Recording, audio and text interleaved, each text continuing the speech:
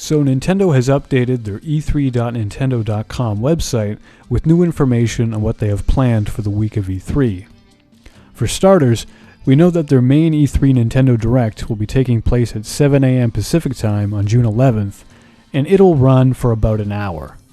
They also claim, just like with every previous E3, to have exclusive interviews, trailers, and other cool stuff on their site after the presentation.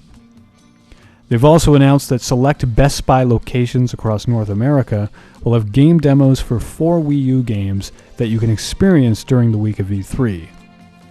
Personally, I'm expecting those games to be Pikmin 3, Wonderful 101, Mario Kart, and either Game & Wario, or if we're lucky, the Wind Waker HD. I don't think Smash Bros. Will be playable, but we will for sure be getting a trailer on June 11th.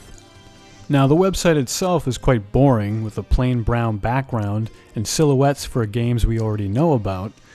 Games like Wonderful 101, Pikmin 3, New Super Luigi U, Mario and Luigi Dream Team, and I think that's everything. While that's all well and good, I hope they don't devote too much time to those games because we already know plenty about them and have had multiple Nintendo Directs about them. We were promised that this E3 Nintendo Direct will focus on future Wii U titles, and I hope Nintendo delivers on that.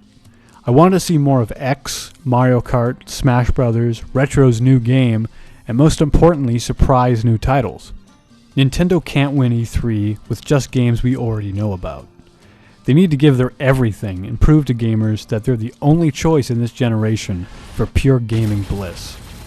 I want to see the best first-party Nintendo games and surprise third-party announcements. I know this isn't likely, but an announcement of GTA 5 for the Wii U with exclusive content would win over a ton of people. And I think it would be in Nintendo's best interest to pay Rockstar to port the game. Yes, I know it's pathetic when third parties need Nintendo to hold their hands just to slap a port on the system, but we've reached that point.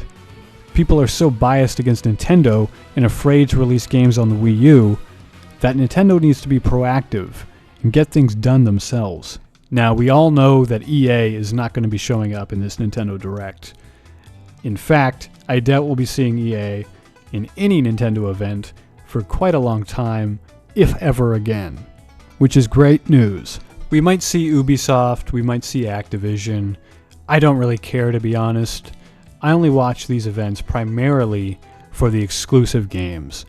And these multi-platform titles like Call of Duty and Watch Dogs and Assassin's Creed, I don't really care about. Give me another Donkey Kong Country from Retro Studios, another F-Zero from Monster Games, Yarn Yoshi from Good Feel, more information on Yoshi's Island for 3DS. Those are the types of games that I want to know about and that I want to see at this Direct.